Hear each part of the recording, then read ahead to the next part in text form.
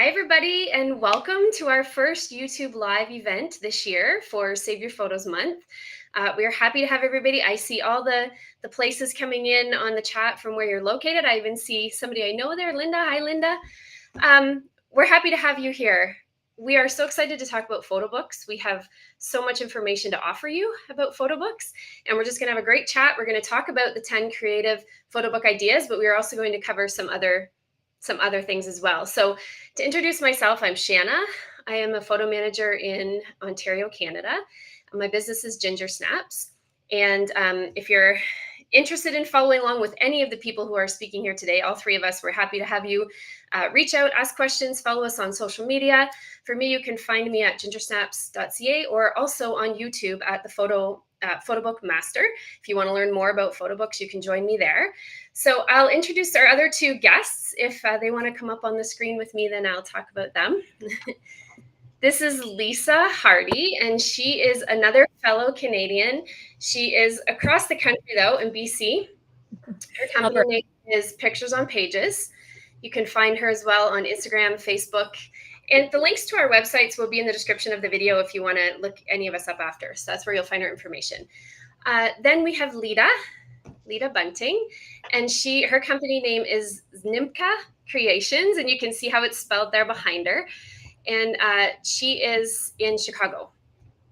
And as well, you can find her on Instagram, Facebook, LinkedIn, basically anywhere you want to look for us, you'll probably find us. So how we're going to structure this is in discussion on what we wanted to do today, we decided to cover the 4 main questions that we are asked constantly about photo books. We're going to put a question out there. We're each going to talk about it. We'll move on to the next question. We'll each talk about it.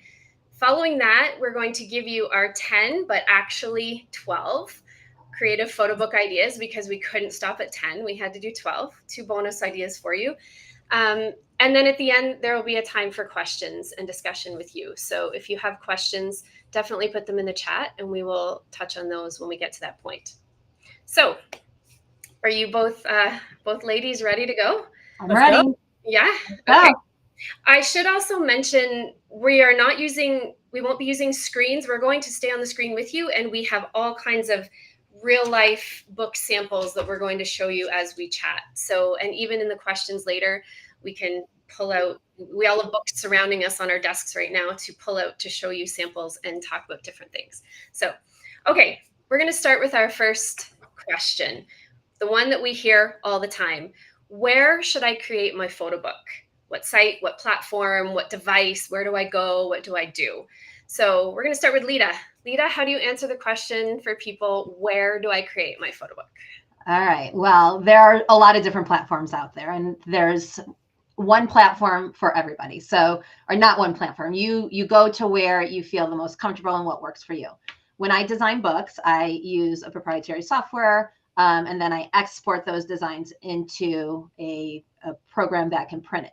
However, not everybody has the luxury to do that. So there are a lot of consumer-facing programs out there. I use a program called Mixbook, which is a nice consumer-facing book program. You've got some templates that are in there. They're built in, and it's a really affordable option for creating books. If I have a special occasion book, or if I'm really concerned about what the end product looks like, I like Milk Books. They have the opportunity to have high density pages, so like more than 100 pages in a book that is almost lay flat. And for super special occasions, there's a book called Zeno. And a lot of these programs have built-in software where you can design in the program. And everything I do is on a computer. I don't do anything on my phone. If anything, I'll heart photos on my phone, but I will not design any books from my phone. Okay. And just before Lisa gives us her answer, we'd love to hear from you in the chat. Where have you tried designing books? So have you tried Mixbook, like Lita mentioned? Just kind of toss in the chat the sites that you've used. Okay, Lisa. That's awesome. Yeah, and so just like Lita, I also do most of my stuff in a specialized program. But when I was starting out and just doing them for myself, I definitely went to places like Blurb, Blurb.ca, probably .com as well. I know that they're there, and they create great products for you. So if you can find something that has, the program most of them have something that they're like, design your book here, and you do it, and then you just ship it off to their printer, and it all comes back to you looking so nice. The one that I use right now is Presto Photo, which actually is prints out of the States and out of Canada, and they do a fantastic job for me. But they also have a consumer facing software too, so that you can work your stuff. Or maybe you did it on like your Mac, like some people have Mac and they use the Apple software to get it done. And you can actually send that as a PDF or send that as something to some of these programs too, which is nice. Yes. Okay, so for me, when people ask me this question, the first question I ask back is always, what's the easiest device for you to work on? Some people, all they have is their phone. They're out and about, constantly waiting in vehicles or whatever it is. They want to sit out on their deck with their phone. Where do you want to design it? What do you want to use? Because that's going to be a huge factor. Some sites are very mobile friendly and some are not. There are apps that are very obviously mobile friendly if it's an app, but there are some specifically made for designing on your phone or your tablet and some not. So that's definitely something to consider. What's going to be practical for you to use? As for sites that I use, there's a print company in Toronto that I really like, and it's called Picto. I use their site often. They actually just went through a recent update and it's much more user-friendly now. For a while, it wasn't so user-friendly, so it wouldn't be the one that I would recommend firstly to people who are new to designing books. It would be something more like Mixbook, like Lita said. It's very user-friendly, great templates to start with.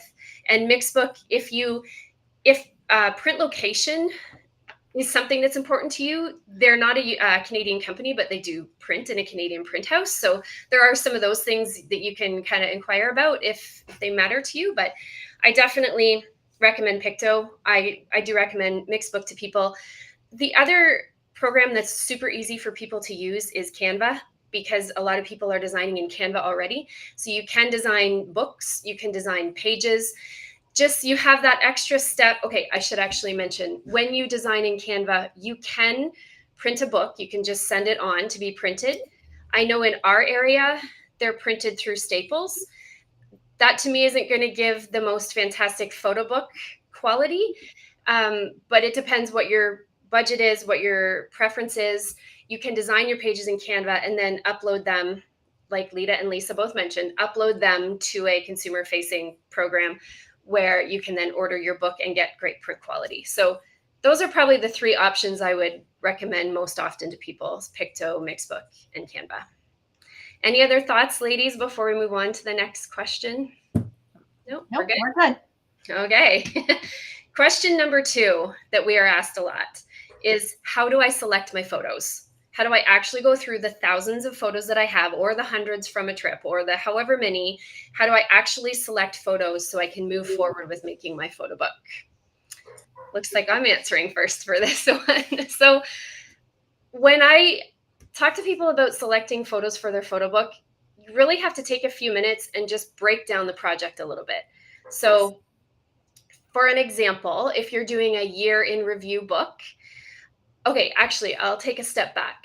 When you go online to order a photo book and you see the price of a book online, $29.99, that price is giving you 20 pages. So anytime you add an additional page to that book, there's going to be a cost per page.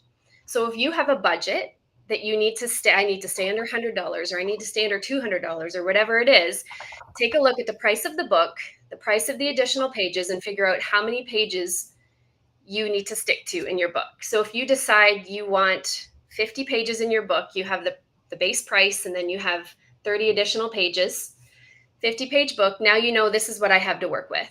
So you take that 50 pages, divide it, say, by 12 if you're doing a year in review book, and that's going to give you 4-ish pages. So now you have 4 pages approximately per month to work with.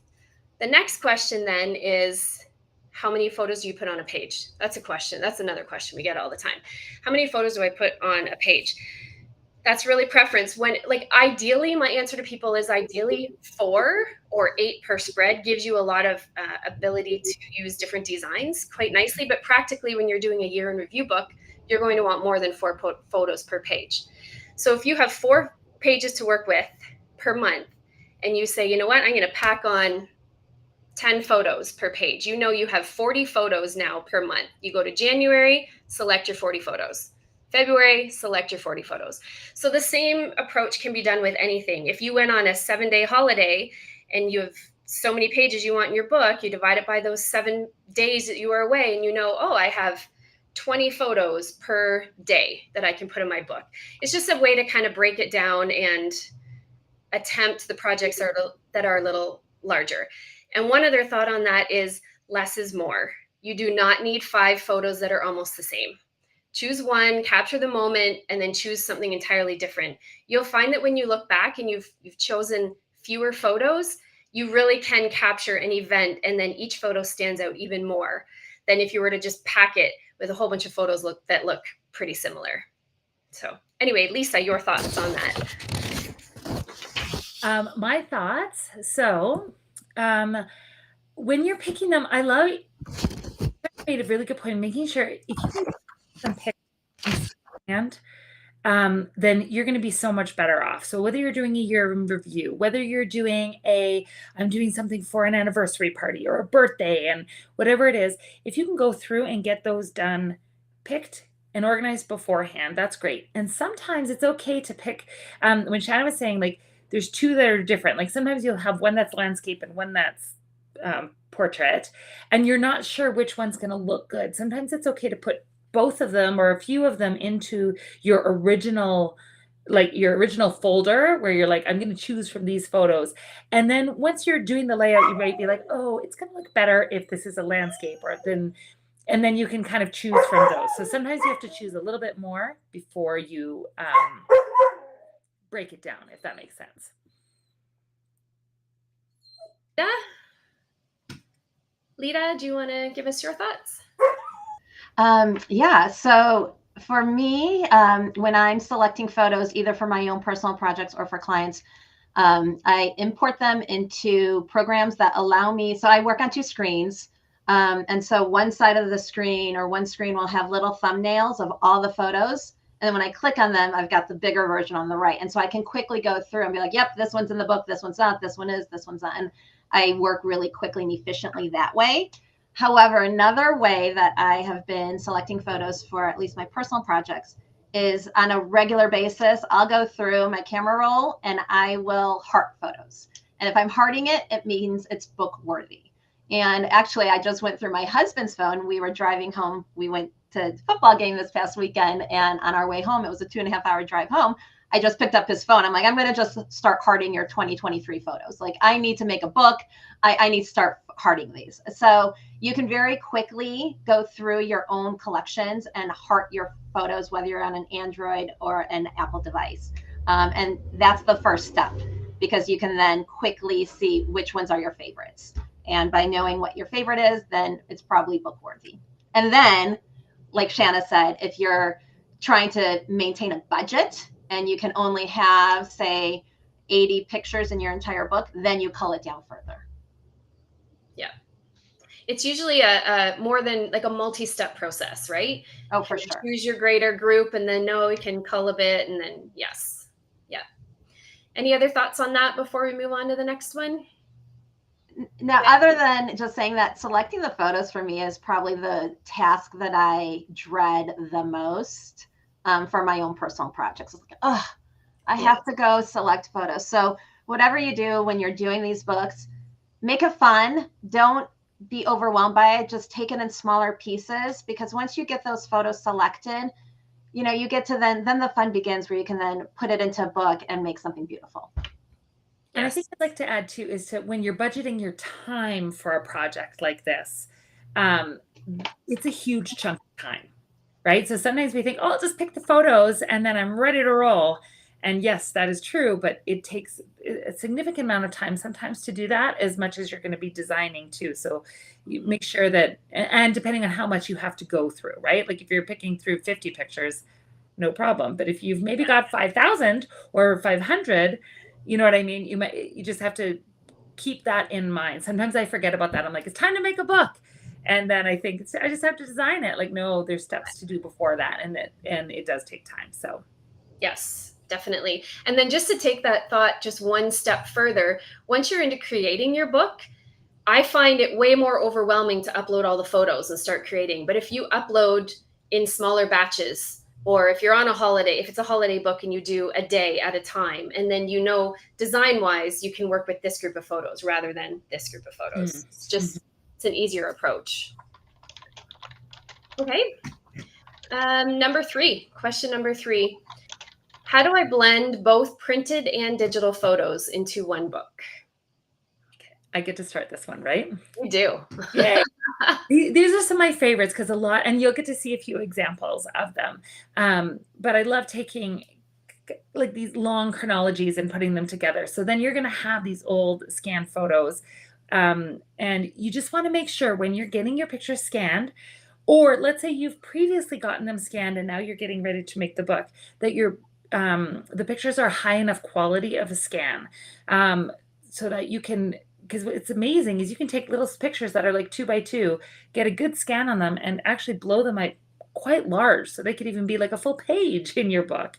So you just want to make sure you've got a good quality scan, and sometimes that means you have to go back and redigitize them. If you did that, like I've had clients came, they're like, we got these done like 15 years ago, aren't they great? And I'm like, they're not enough, or like I even stuff my family will bring me and I'm like, cool, let's get the originals, rescan them and get them going. But yeah, you want to get the best quality scan, and that'll help you so that there's not such a stark difference between your digitals and your scan photos.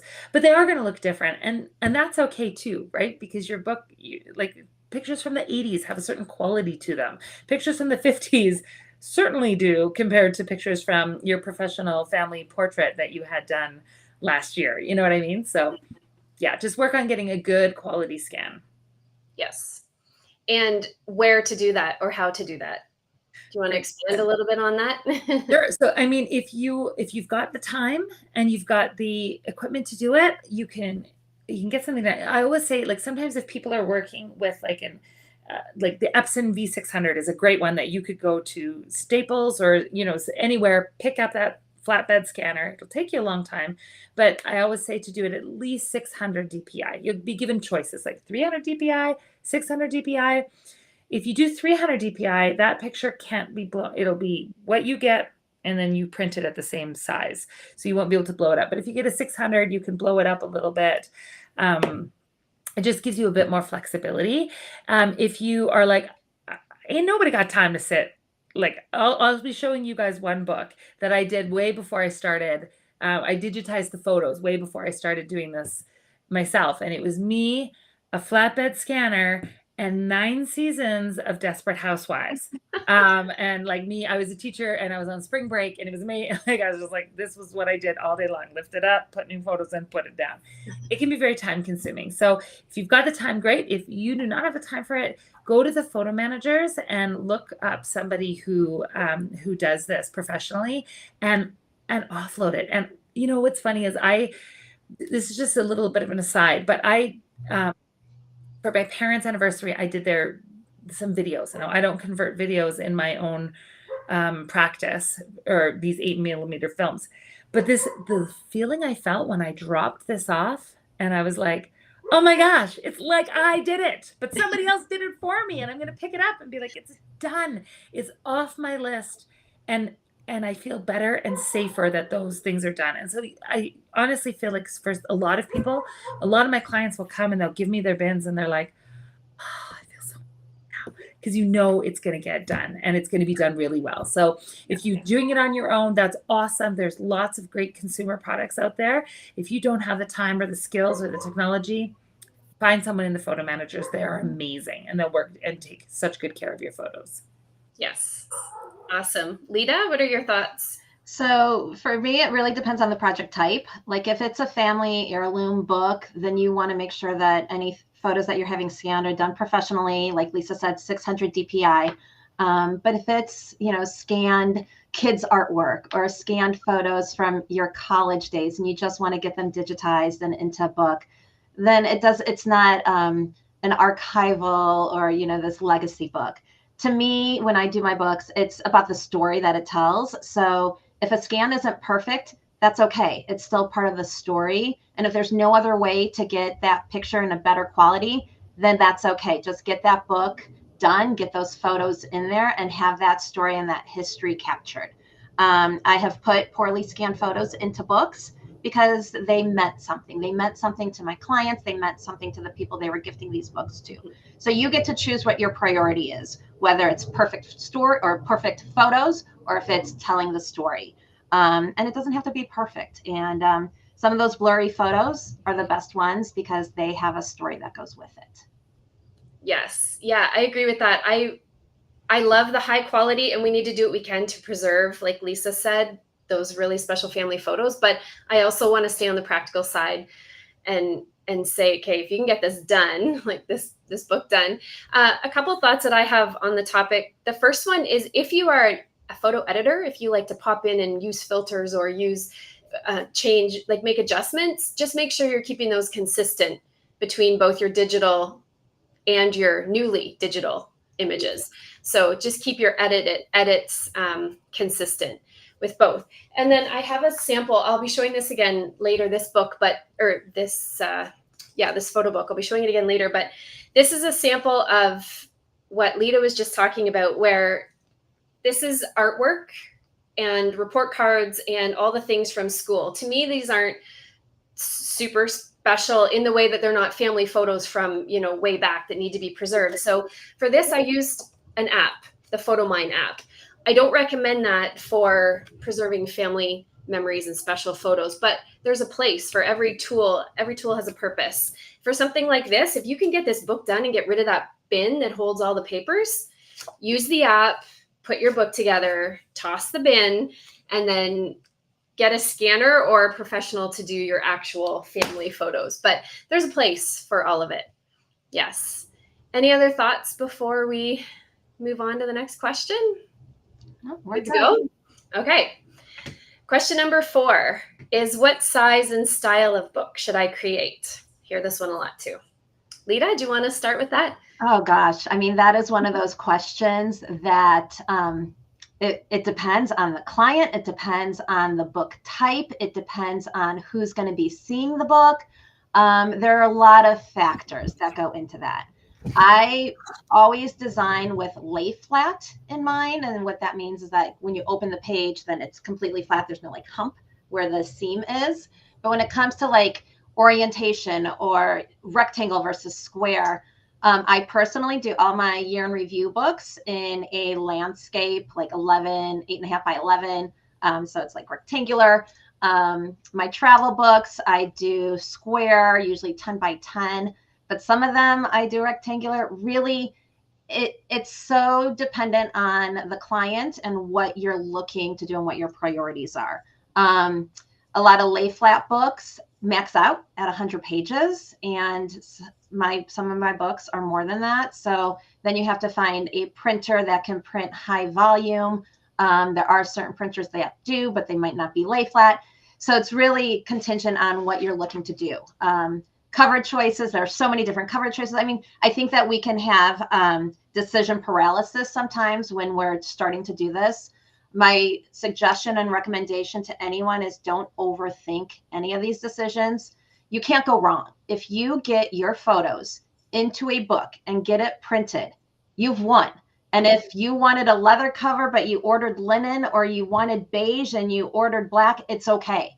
At least those memories are preserved. So many choices out there. You can't make a bad decision. You can always reprint it. Yes, that comes with a cost, but it's better to just get it done and not try to overthink any of those decisions. Yes, good advice. Good advice. And I loved your idea, like that done is better than perfect mentality. Like get her done and we'll all move on with life, Right. know?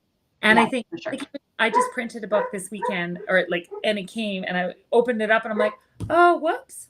I actually chose the wrong, like I thought I was getting lay flat, but I was getting lay flat hinged, which it just has a little bit of a, and then you know what? A couple of hours later, it didn't matter anymore. You know what I mean? And so, and that's just fine. So I could reprint it if I wanted to, no big deal. Or I could be like, wow, I've never had a lay flat hinged book before. Or, you might, yeah. So I just think like there's so many different ones, and I love people get to see so many this time. But when you go to your friend's house and you see what they've done, it really helps to just, when you kind of find something you like, be like, I like that, and just run with it.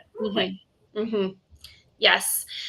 One thing that I tell people quite often when you're choosing, so lay flat pages, obviously there's more of a cost. One thing to remember when you're deciding, do I go with the lay flat, do I not? If older people or children are going to be trying to look through this book, it's going to be a lot easier to manage if it's lay flat. It'll sit and you can actually, especially the older generation, they can flip it and it'll actually stay open while they look at it. So if you're creating this book for somebody who's older, or I mean, we're all only getting older, but specifically for whoever, parents, grandparents, whatever, it's a consideration. One thing I wanted to mention too is people talk a lot about hardcover books and lay flat books, and they're great. Don't be afraid of soft cover books. They are also awesome. They're going to be usually a smaller event, which we'll talk about that again shortly, but they're great books also. They're less expensive. You can maybe pump out a few more of them, or maybe a couple copies for family or friends. Some people will create, I've done this a few times for clients, they'll create this big anniversary book in a 12 by 12 size, for example, and then they might make 8 by 8 copies in a soft cover for a whole bunch of family. So it's something to consider. It's one design, you get your big fancy hardcover lay flat book, and then you can make these smaller soft cover, less expensive options for anybody else in the family. So the other thing to consider is if you're doing something like a travel book, I always like to do a landscape orientation, like 8.5 by 11 or whatever you choose, because then you have some great spreads with some great shots. Or if you have large group shots in whatever you're working on, you might want to consider the landscape rather than the square, because you can really span those 2 pages with some nice large group shots. Those are my thoughts on that. Yeah, just one quick thing to that. Yeah. I have heard, like me personally, I love landscape, and I just generally, I made one square book, and then after that, it's just been landscape forever. But I did remember somebody mentioned to me they really like squares because of what you said, because it's so easy for almost every company to go do an 8 by 8 or a 10 by 10 or a 12 by 12. Whereas sometimes in the landscapes, if you're doing a different size, yes, sometimes it can mess it up. Not all the time. Like the printer I work with, there's like a few sizes and it'll scale very easily. But in the square, you're almost always going to get a winner, or maybe always going to get a winner. Yes. You know what I mean? If you were doing different sizes. So that's just something to keep in mind. But I know I love the landscape because most of my pictures are landscape anyways, and they just look so good on those spreads. But okay, and I'm opposite. I love the square. My favorite is a 10 by 10 book. That's my go-to for everything. The smaller, and I was just going to show you, I've got, so this is big 12 by 12 all the way down to a little 4 by 4. So I can turn this over. They're both, they say mom, one, this is my mom, this is not. But anyway, just the difference. And they're both great. They're both memory books, and they serve their own purpose, but they don't all have to be huge and massive and and the highest quality to be great. Any further thoughts on that? Nope, I'm good. That's good. Okay, so what we're going to dive in now is we've covered kind of the 4 questions that we hear the most from people. Now we're going to dive into your 10, or actually 12, creative photo book ideas. So we're going to each go through 4 for you. These are fun because they'll hopefully spark some motivation and some inspiration for you to get going. And we have samples of all the ones we're going to talk about. And then following that, we will dive into your questions as I see them coming in the chat. So continue to add those in. We will get to them. But in the meantime, let's dive into the creative photo book idea. So I'm actually going to start. This is my favorite. I have a whole stack here. So the first idea is a weekend book. So I have all these they're all little soft cover books. And these are just fun little weekend getaway books. Obviously, girls' weekend, same sort of thing. This is just snippets from the month of August, a little holiday out west, a little ski trip, an overnighter in Toronto, another little Canadian getaway, girls' weekend. So they range, obviously, this is an 8 by 8, all the way down to a little 6 by 6 book. They're easy to put together. It's a great way to get started because you can, maybe you have 50 photos from a weekend or something. You hop onto a site like Mixbook or whatever other sites we've talked about. choose a template, start pulling your photos in, add a little bit of text, and in no time you can have your memories captured from that weekend or that night away or even that day, whatever you think. But they're such a fun little way to capture memories. And then, I mean, every time we go away now, they all know they're getting one of these, right? Whoever.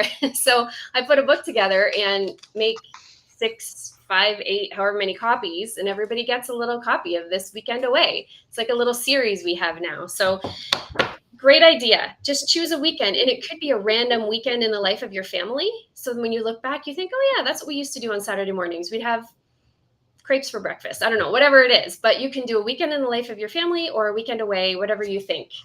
Fun way to start and fun way to learn. Okay. The next theme that I have is a relationship book. So this can really mean anything.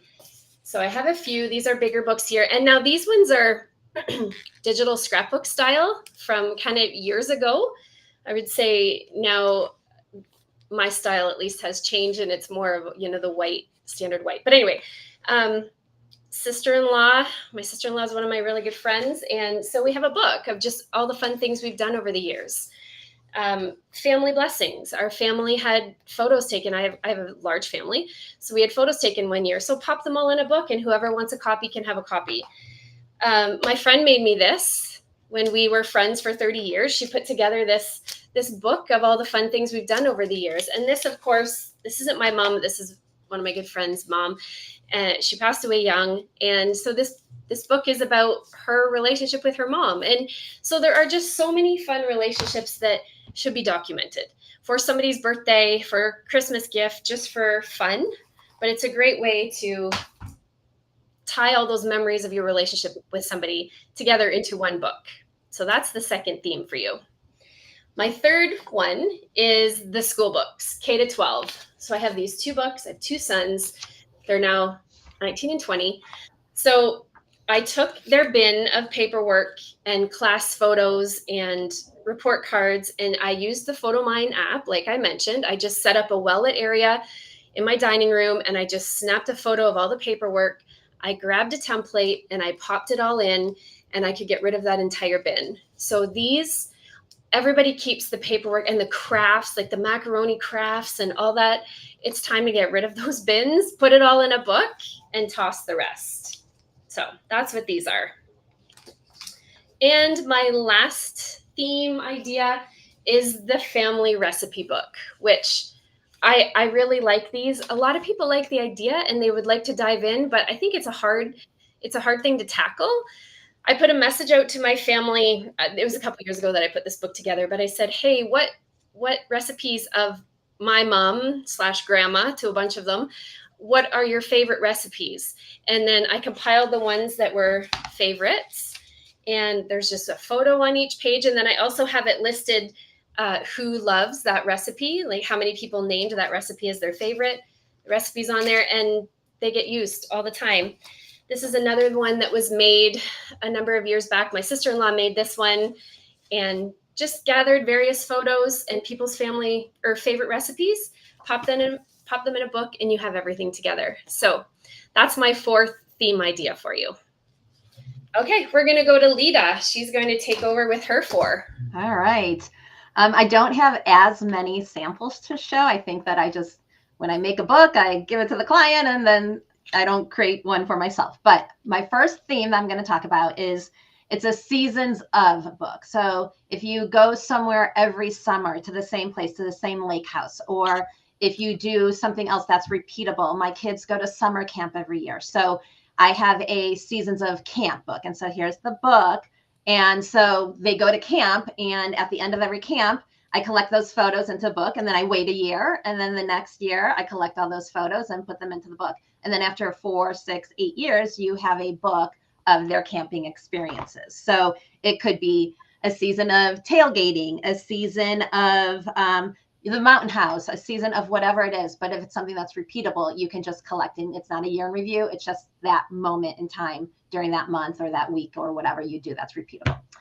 The next theme is, well, we all love our fur babies. So here is a dog book. And who doesn't love their pets, whether it's a dog, a cat, a gerbil, anything. And so you've got them playing fetch, chasing squirrels. You can add captions. You could talk about how much they love their water, but we love our fur babies. And so they deserve to be in a book. And this is actually a soft cover book too. It's a little stiff, but it is a paper book. I saw someone in the chat asked about board books. So this is a learning my ABCs. And this is, it is a board book. It's super thick. And you open it up, and I've crossed off the name and the baby's picture, but it says, join us on a journey as we explore the ABCs with, and then the baby's name. And then you just go through the alphabet. So you only need 26 pictures. So A is for artist, or A could be for apple. B is for balloons. And you just go through the entire alphabet. And I actually have a list of words that it could be. So if you don't have balloons and you have ball, you've got a picture of the baby with a ball. So these are super fun to make. They're super cute. Whenever I give them to our clients, the kids just squeal because they see themselves in print, and they didn't think that they could be in a hardcover book. Like, that's just magic. So then the next one is, let's see, I did pep book, I did the ABC book. Oh, travel book. So these are my favorite. And actually I have a lot of these, but these come in various shapes, sizes. So this is a 10 by 10 square of Disney World. Here's another spring break. So it could be spring breaks, weekends away. It could be something simple. It could be a big book. Like, this is a mega trip. So it could be, huge. This is 11 by 13. And they even grow, and you've got, European trips, or this is a monster book, but this is a lifetime, like, this is a once in a lifetime trip. So they grow. I mean, they get really thick. So travel books, I could have, if I traveled more, I'd have more travel books, but I love making travel books for others, helping them do it. And if you just go on a weekend away, like Shanna does, put it in a book. It's so awesome because we're usually happy on vacation. So let's document that time and remember it, because you can then come back to it, and then you can plan your next trip when you look at those pictures. Yes. Those are awesome. Awesome. All right. My turn for Yep. show and tell. Yeah. I love it. It's like we're in kindergarten again. I love it so much. All right. We're going to do, this is a year in review, and you've heard, a lot of us have referred to this because it's very common, right? But here's our 2023 book that just got done. Now, some people, like Shannon went before, when you were like, choose your pictures, like whittle it down. And I try, and then what happens? Like, this still happens. I'm like, but all these pictures are so the greatest. Look at my kids. They're so adorable. But what I love, and we got a dog, because who doesn't love their dog? And there's lots of pictures of that. And this one, so whatever you need to do, right? Now, the ones that I like to do is I like having a lot of captions. And so I'll have captions on my actual photos, and then I'll just make sure there's lots of writing so that, when years down the road, I'm like, I wonder why this was so fun. We know, oh, this was skiing here or whatever, but it's got kind of the year throughout. You know what I mean? And what I like about these ones is we finished this book, and it's got the entire 2023 book. And then I take the same book and just cut it to make a smaller one for each set of grandparents. Oh, I'm the wrong way. And so these are they're much smaller. They're the soft cover ones because they're not quite as concerned. They don't need to be as durable for small kids. But one thing I do love about these type of books is my kids, if you sit here, this pile right here is, the last 15 years. And I'm so proud that I've been able to keep doing them, but my kids will sit here whenever they're mostly sad. They're like, I'm so sad. And we're like, let's bring out a book. And they'll sit and look at the pictures. And then my sister's daughter is over. So my niece, and my daughter and her daughter were flipping through the book because there's lots of pictures of them together. And next thing you know, they're 12 now. They're off doing recreations of those pictures with their phones and having a really fun time. But it keeps them present, because if not, when are they going to see, like in 10 years, are they going to dig out our phones and be like, where are our pictures from 10 years ago? Mm-hmm. So that's the year in review. Here is one that I just did. As I said earlier, my parents celebrated their 50th wedding anniversary. And so we took their wedding pictures, digitized them all, and recreated their wedding book. And you can see, like, I don't know how well you can see these, but some of these pictures, they're super blurry. They're actually pretty terrible pictures. But this is the only picture of my mom trying on her wedding gown in her apartment here in Calgary. And, and some of these, this is the two mothers together. It's not the best picture. They weren't professional at this stage in the game, but they hold so many memories. Then we got some more professional pictures. And we were able to write some comments in there. You'll see I'm heavy on the comments, but not everybody has to be. The pictures can stand for themselves if you're not. But it was really neat to kind of see everything go through. You got to love like the 1970s staring through the candlelight. Like you get to see the trends. It's so neat. And then when we added this to this book, at the end, we added a picture from every year that they've been married. And so we had to dig through now. And if there's anybody listening here that's currently with young kids, get in the pictures with both parents if you can, because another friend of mine just did something like this similar for her parents. And she's like, it was so hard to find pictures of both of them because one would be taking a picture of the other one with the kids. And so head in, but yeah, there's really, really cool things. And then there's them now looking hilarious at the safe. This was them at the grocery store. And then a really thing that I really like to do is add family trees to the back of my books. And the reason that I do that is because generally when I'm making these for myself or for my clients, they're so awesome for the moment, right? Like everybody in the moment is going to love this. My mom sat and looked at this at their 50th anniversary party for like half an hour. But my kids are going to look at this. Their kids are going to look at this. Their grandkids, hopefully, are going to look at this. And so I feel like those family trees, just an idea, but they help give a roadmap sometimes of who everybody is, the who's who, which is kind of neat. Mm-hmm. All right. This one here is 75 Reasons Why. My parents were born in the same year, so they turned 75 a few years ago. And so what we did is we went through again, this is scanned photos together, and we had like my dad, this is him growing up, and we had a few pages dedicated to him. This is one of those lay flat books. So if you're wondering, you can see how the picture can go right across the gutter. That's what we were talking about with the lay flat. Now the lay flat, you can't put as many pages in because the pages are quite thick. So if you're wondering, like this is how thick that book is. And it was funny because my mom was like, it's really heavy. So she doesn't like the heaviness quite as much, but she loves the pictures and the going across. So we have some of my mom growing up. Like you can see it goes right across. And then as kids came along, we dedicated things to the kids. And then near the end, if we can find it, because if you took 75, it was divisible by 5, and there's 5 kids in my family. So we had everybody write 15 things of gratitude to mom and dad for what they'd done for you. So this is my brother. Then you went on. There was another one who was more prolific in their writing, just used a lot more words. Mom and dad. So 15 things each. So they each added up to like 75 things of gratitude. And then in the end, we were able to add the grandkids and kind of go through their life. But there's another, how that lay flat lets you go right across the gutter, and it's a lot of fun. And then again, we just threw in some family trees at the back so that, in 50 years from now, somebody looking at it's like, oh, I wonder who that is. You know what I mean?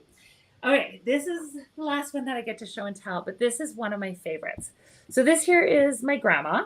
And a lot of these I just keep, my family ones are my favorites, but then I do this for clients as well. But my grandma moved back to my city. She'd been living in a different province in BC. She moved back to Alberta, to Calgary, to be with us. And I was like in my late 20s, and I thought to myself, I should really spend a lot of time with my grandma.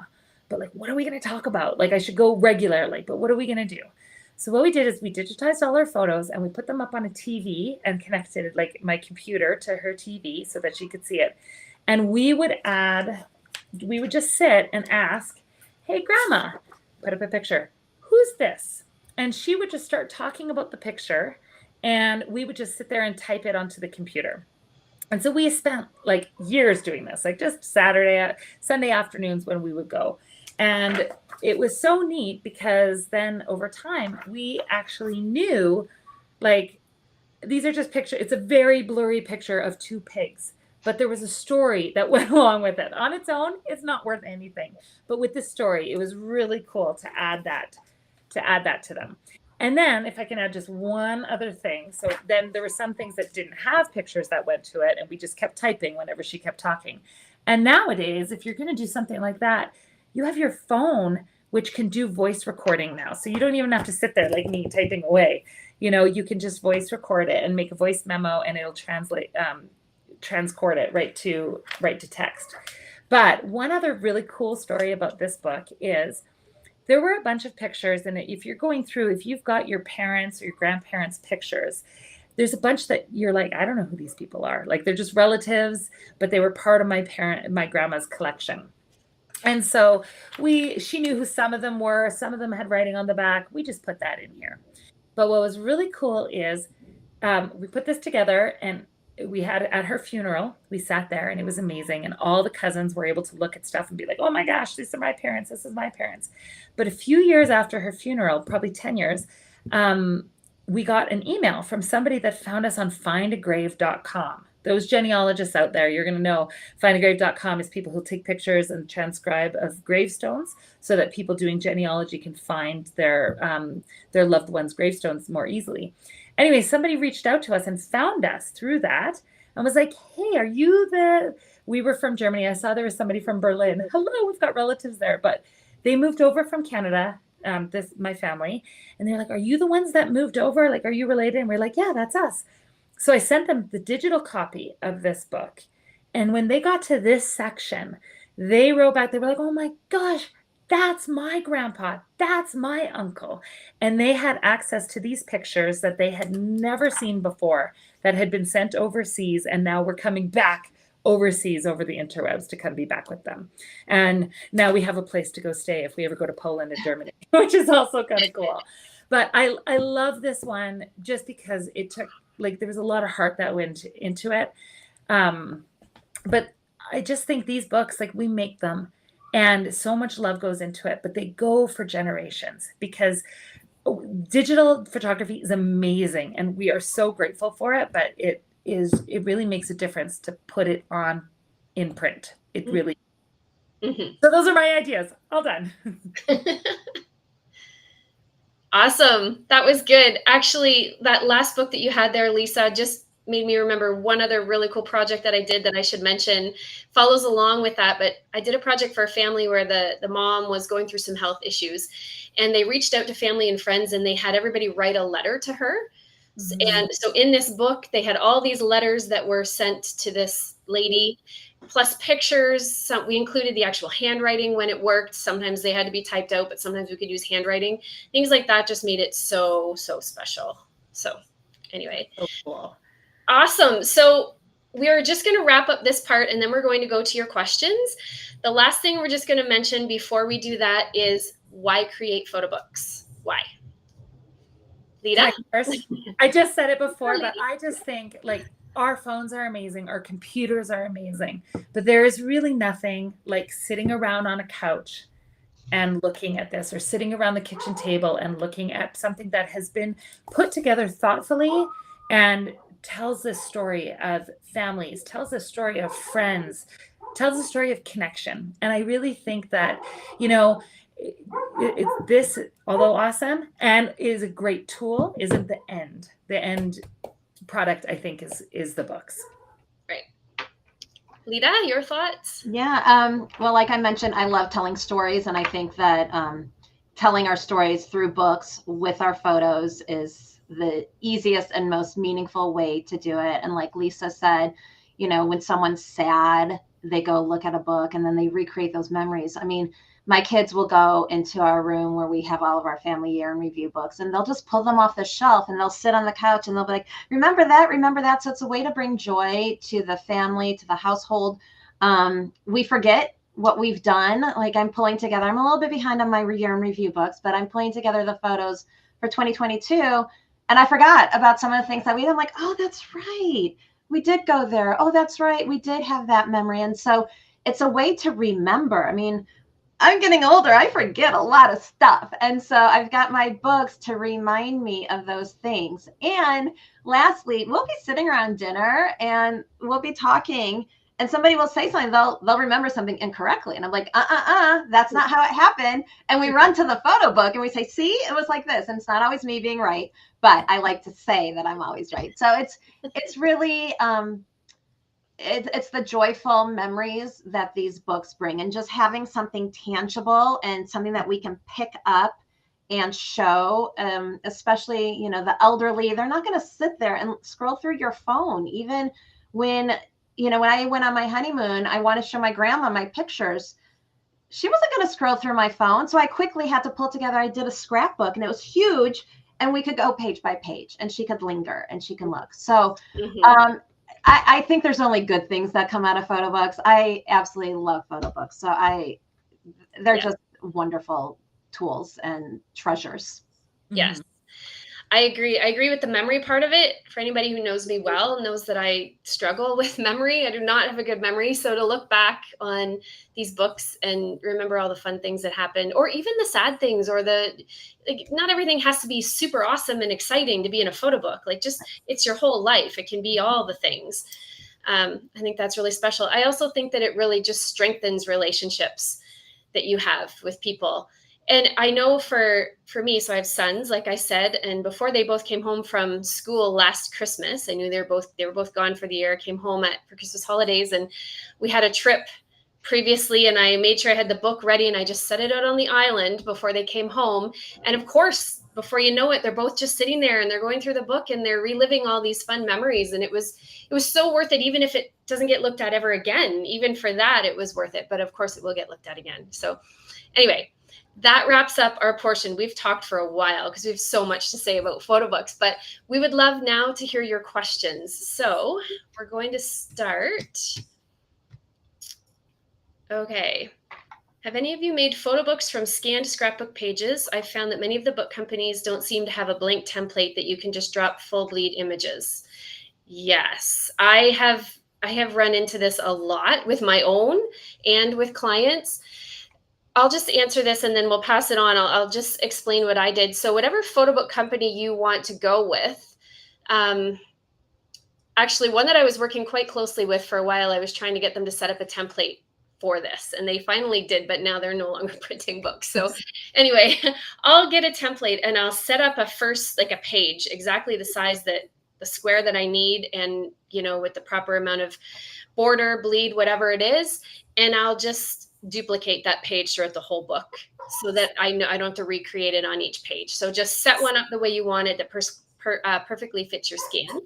And I always do leave a white border around the scanned scrapbook pages because we weren't thinking about that when we scrapbooked, and everything is too close to the edges and things get trimmed funny and it just doesn't work. So I leave about 1/8 of an inch white border around each. So 1/8 of an inch showing plus the bleed. And then I just duplicate that page for the whole book, and then I just pop in all the pages. That's how I would handle that. Yeah, I basically do the same thing. There's some photo book companies that you can set the background to be the full page, and you can just dump a JPEG as the background. But all the books that I design in an outside software, I export them as either a 2-page spread or a 1-page spread or 1 page, and you just dump it in as a full page. And almost every single company, you can create that size of a photo. Mm-hmm. Yeah. Hopefully that explains that one. Reach back out if we weren't clear. Do you print on both sides of the page? Somebody want to answer that first, and then I can give my thoughts after? On the photo book page? Yes. Photo book page. Yeah. I guess you couldn't, but it makes the spreads, like when you spread it out over the 2 pages, that's what's actually is going to catch the eye. So yeah. I think, so a couple of thoughts on that. If you look at a book like this, when I was splitting up the grades, I actually leave one blank and just label the grade. But I'm wondering if you're relating that to print when we're talking about additional pages and print cost. I wonder if this is related to cost. Can you maybe just clarify your question if you're talking about actual design or if you're talking about additional page cost. Page cost. And I think it's each side of the page counts, right? So if you were printing a 20-page book or 20 pages, it's actually 10. Am I correct on that? Yes. 10 Yes. pages, Right. but each side, so each page would count as 2. This is a page. This is a page. Yeah. This is a page. Yeah. This is a page. Yes. I think that might be what Yeah. Rudolph is saying. Okay. Yes. Next question. Should I use the printing company program to design my book or other programs? I say whatever is easiest for you. I think the printing company programs are fantastic. So go ahead and use them. Most of the ones that, like the one that I use is professional grade. It's much more expensive. It's faster, but you pay for that. And if you're not making many books a year, you know what I mean? Then I would say the print company ones will be just an excellent choice. Yes. Agreed. Yes. My only thought on that would be if you're used to using a program like Canva and you're happy there and you want to create there, I think about where you want to print. I don't know if I'd print through Canva. You can always try it. Maybe you're happy with it. That's great. But so in that kind of case, you could use a program that you're super comfortable with and then upload your pages somewhere, but definitely don't be afraid of the photobook sites. They're set up for you to use easily. That's that's their main goal. So I say go ahead and use them. Yeah. Can you please recommend your favorite best quality scanner? Lita, So I don't do much in-house scanning anymore, so that I will defer to you all. Okay. I use Epson scanners. I have a variety. I probably have 6 or 7 scanners in my office of different sizes and for different things, but Epson is my go-to. Good question. Yeah, and my first one was an Epson, like the Epson V600, which is a good entry level. Right now I'm doing more camera scanning, which is where a camera is put on top of a tripod, so to speak, and there's proper lighting and it takes pictures of the scan. So that can be done at very high quality, but it's also a much higher entry point for cost to get into. Yes, I would say don't recommend, or I don't depend on your all-in-one printer, scanner, copier. Yeah. Those are not going to give you, you'd be better off taking a picture with your phone than using one of those. Like I would just stay away from those. Get a dedicated scanner. Get a dedicated photo scanner. Yeah. And the app that I was talking about earlier, PhotoMine, is one of them. There are a few photo scanning apps. And again, just to reiterate, we don't recommend those for high quality family photos. But for things like school work, kids' artwork, whatever, definitely dive in with an app if that's handy and easy. Best printing services for lay flat. All of them are going to offer lay flat. They're all, or most of them should offer everything from soft cover to high end, including lay flat. So best service, there are so many of them. Depending on your location, I guess, the ones that we've recommended so far, Picto in Canada, I like. In the US, I know people talk about Miller's. You've talked about, was it Zeno? What else did you mention, Lita? I mentioned Zeno, Milk Books, and Mixbook. Yeah. And Presto Photo is a great consumer one that I use. They're out of the States, but they print in both Canada. Yeah. Okay, and the next, okay, there's another question also, best quality, before we get into this one, best quality for printing spiral binding in board books. Spiral binding is harder to find. That really just takes a little bit of research, looking up some various photo book sites and who offers spiral binding. They don't all, not very many do actually. The one where I had this little recipe book, which of course it's handy for a recipe book when you just want to flip it open and leave it there. They don't print anymore. So I don't even know where I'd go. I'd have to do some research on that. Do you know? Do either of you ever print a? I know, and I was about to Google it and find out what pops up, if any of our tried and true places pop up. It's not a super popular item. Some places do. I just don't know them off the top of my head, which ones. Yeah. Okay. Next question is, how many photo books have each of you produced in your lifetime? Oh my, hundreds. Hundreds. Hundreds. Absolutely hundreds. Yeah, I don't even know. hundreds and hundreds of my own, of my family's, of client books, just hundreds and hundreds and hundreds. I've tried every platform. I've tried every app. I've tried all the print places, just hundreds and hundreds. Yeah. And I've done, I would say for my own family, probably, I mean, there's like 15 right here, but then a wedding book for all the sisters and for in-laws. And yeah, like once you kind of get into it, it's like a drug. You can't. It's almost addicting. I can't stop.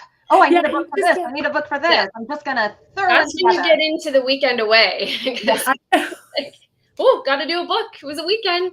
It was a weekend. Got to do it. Yeah, I love it. Like most of mine has always been like the kind of bigger, more commitment type ones, but I love these ideas of these little less commitment ones where you're not, yes, my whole life's committed to this book, right? Yes. You know, it's just like a couple hours and you're done. Especially to get started. If you're looking how do I possibly just get into this? Just try a little book and you'll feel motivated then. Oh, I can do this. I know how to work the templates now. I know how to delete things and add things and yeah, choose the paper. And oh, that's one thing that I just wanted to mention. I thought of it at one point when we were talking, but when you go onto these photo book creation sites, there are so many options. I think it was Lita talking about paralysis.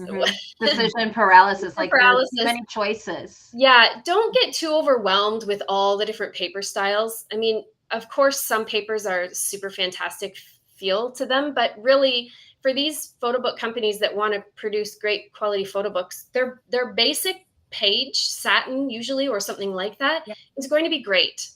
Don't get overwhelmed with, ooh, do I do the satin or the silk or the, like they're all you're not even going to know the difference. When you get it, you're going to love it. So don't get overwhelmed. Maybe on the next one, try the other kind, see which one you like best. I think that's all. I think that's all the questions that we have. I think that's all our information. Only 3 minutes over. I'm kind of impressed. We did good. We did. That was fun. I hope that you all learned something. Thank you for joining us. And I hope that you've signed up for more Save Your Photos Month YouTube lives they're going to be happening all month. There's so much great information on behalf of the three of us who are photo managers and all the rest of the photo managers out there and Kathy and her team. Thanks for joining us. And I hope that this helps. And if you ever have questions, check out the Photo Manager's website.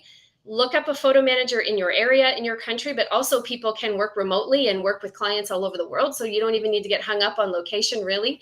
But there will be someone out there who can help you. So yeah, thank you. Thanks for joining us. Bye.